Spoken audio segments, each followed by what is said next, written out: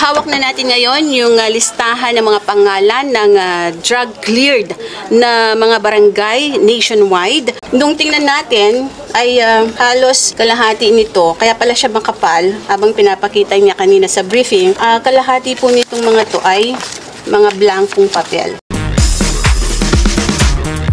At kung meron man pong naidagdag na ibang blanco, kung hindi ko po ibibigay lahat, baka pagdudahan nyo ako na meron akong itinagong dokumento.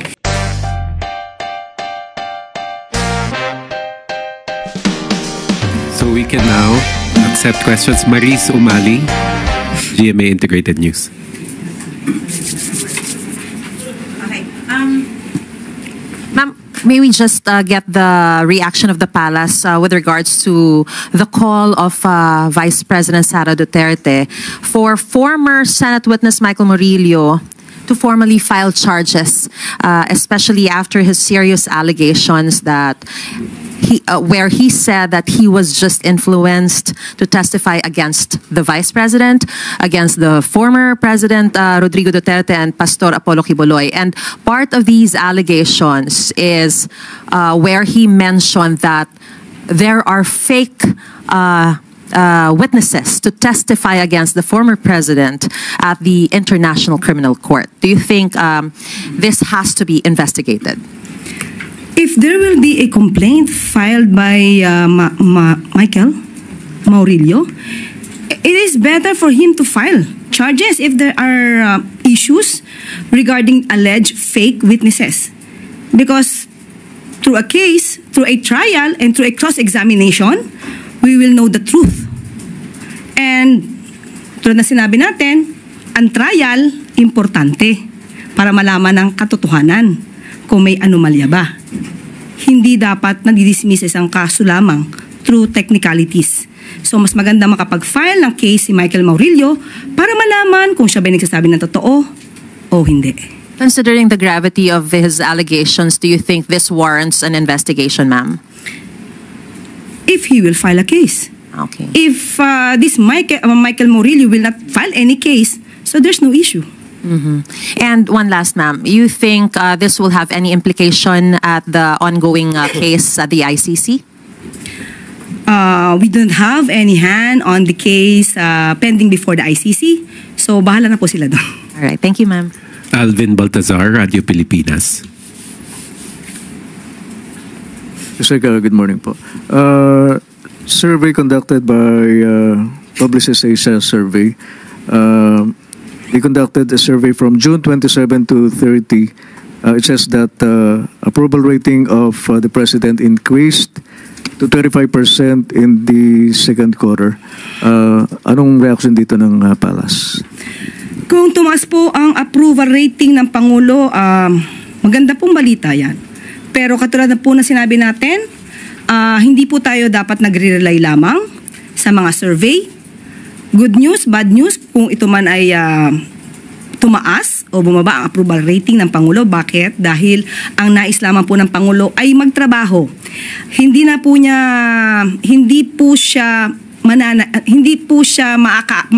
siya maapektuhan ng anumang survey.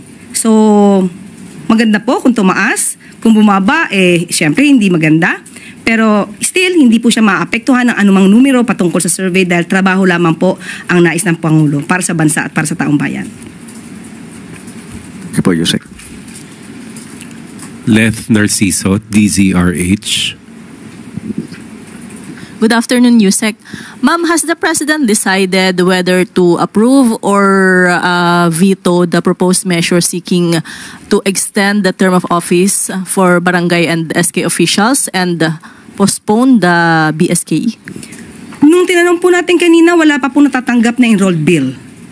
Kapag ka po natanggap na po, pag-aaralan po yung mabuti para po mapirmahan kung dapat mapirmahan. Sang-ayunan kung dapat sang-ayunan. Sam Medenilla, Business Mirror. Good afternoon, ma'am. On a similar topic po, meron nakuha na po ba ng Office of the President yung enrolled copy ng Konektadong Pinoy Bid? Tinanong ko ulit. Pangako ko sa iyo, wala pa rin po yung kopya sa kanila. So hintayin na lang po natin. Sige po. Thank you po. Ann Soberano, Bombo Radio.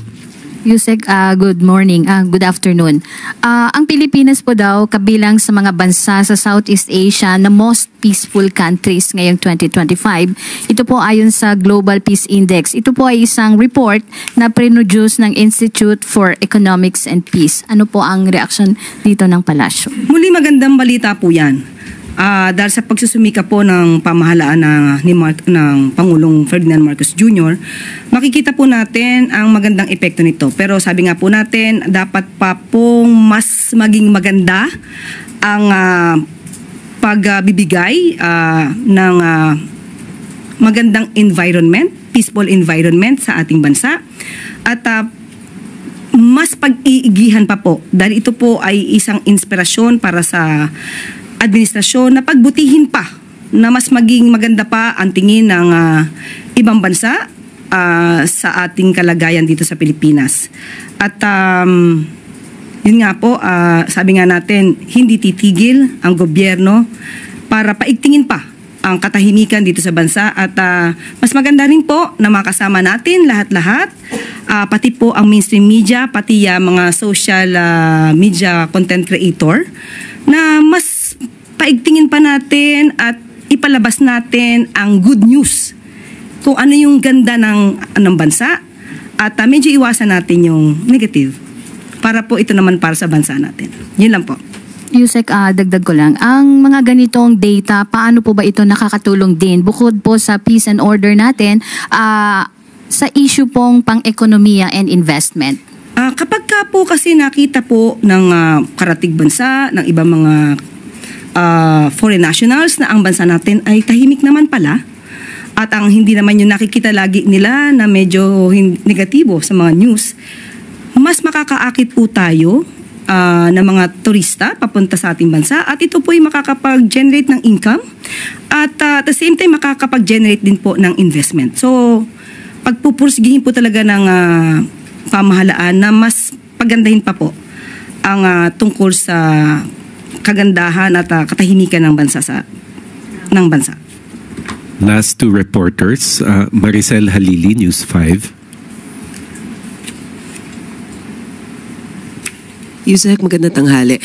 Yusek, in response to your statement na aksyon, hindi bakasyon, the newly appointed spokesperson of the Office of the Vice President, former Yusek Ruth Castelo, mentioned na kapag pinagbatayan naman kasi yung konstitusyon, hindi naman daw talaga ganun kadami yung may enumerate na mandato ng OVP and the job of the Vice President is almost the same din naman sa Presidente. So ano po ba ang gustong makita ng Malacanang na supposedly ay ginagawa ng Vice Presidente? Hindi naman po siguro din kasama sa mandato ng Presidente na laging personal trip o nagbabakasyon. Hindi po natin siya hinahanapan ng anumang trabaho. Wag na lang po niyang pintasan ang pamahalaan dahil ang Pangulo nagtatrabaho. Wag niya po sanang parang ipangalandakan sa buong mundo na ang Pangulo ay walang direksyon. Dahil makikita po natin kung saan patungo ang gobyernong ito, kung paano magtrabaho ang Pangulo, lahat halos ay tinutulungan. Magsasaka, mangingisda, mga estudyante, at marami pang iba. So kung di naman po siya ang magsasalita patungkol sa ginagawa ng Pangulo, hindi naman din po makakarinig ng anumang komento mula sa atin. Yusek, with the appointment of former Yusek Ruth Castelo, do you see this as in a way a battle of among spokespersons? No, I don't think so. Bakit may battle? It's all about facts, truth, transparency. Tristan Nodalo, Newswatch Plus. Hi, Yusek. Siguro medyo related na lang din po doon sa tanong ni Mase on having, ano pong may papayo nyo na lang doon kay Yusek Castelo bilang spokesperson. And sabi niya rin po, she will not be an attack dog and will just report on sa mga nagagawa ng OVP. Hindi siya attack dog. Definitely, VP Sara doesn't need anymore an attack dog. Hindi niya na po kailangan ng isang attack dog. So, you know what I mean. Okay na po?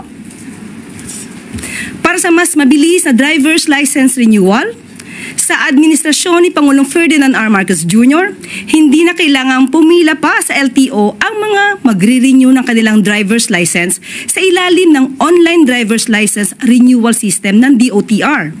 Kasama sa online application process ang online driver's education program at telemedicine sa pamamagitan ng eGov.ph app. Nangangahulugan lamang ito na kaya na ang digital driver's license renewal sa loob lamang ng 15 minutes at may option pa ang mga motorista na ipa-deliver sa kanilang bahay ang kanilang mga lisensya.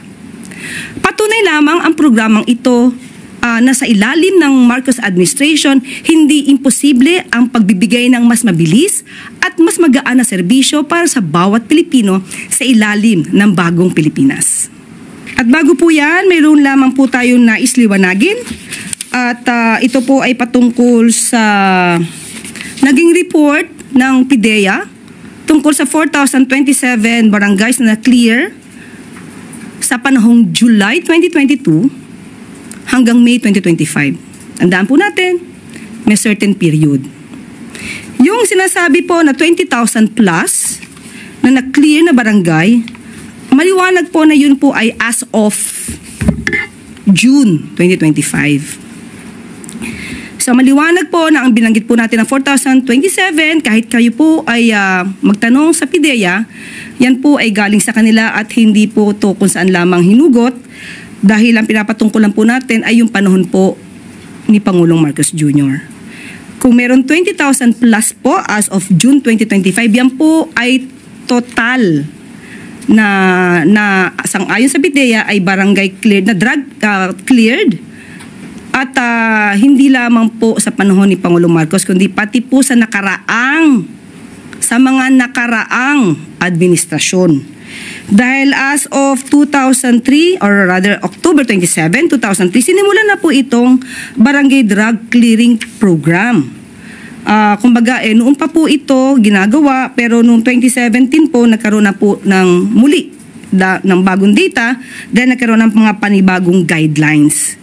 So, yung pag sinabi po natin na 20,000 plus, hindi po yun lamang sa panahon ng Pangulo Marcos Jr. So, sana po maliwanag tayo doon dahil maliwanag din po yung pagkakasabi natin sa ating pag-uulat.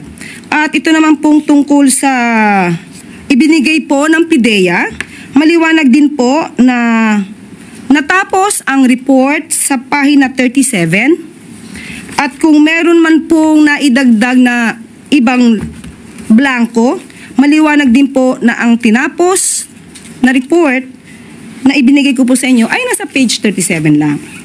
Kung bakit natin na ibigay yung ibang mga walang laman, dahil ayoko pong pagdudahan ninyo ako dahil sa pagkakaprint po, yung page po nakalagay 37 of 74. So kung ibibigay ko lamang sa inyo po ay magtatapos sa 37, ito po makita po kung saan po yung pinaka-ending. So, dapat dito lang po talaga. So, kung hindi ko po ibibigay lahat, baka pagdudahan nyo ako na meron akong itinagong dokumento.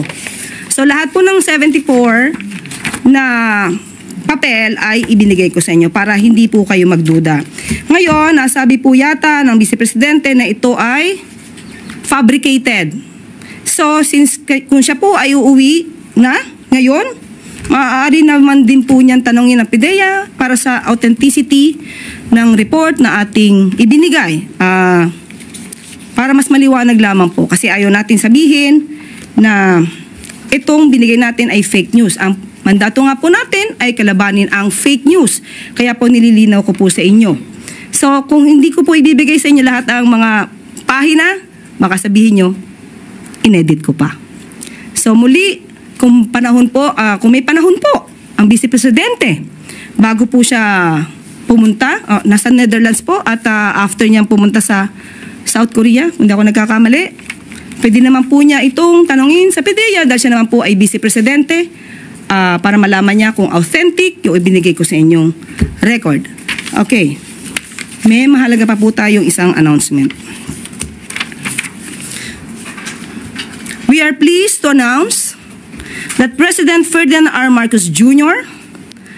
has appointed Mr. Dave Gomez as Secretary of the Presidential Communications Office, and Attorney Sharon Garin as Secretary of the Department of Energy.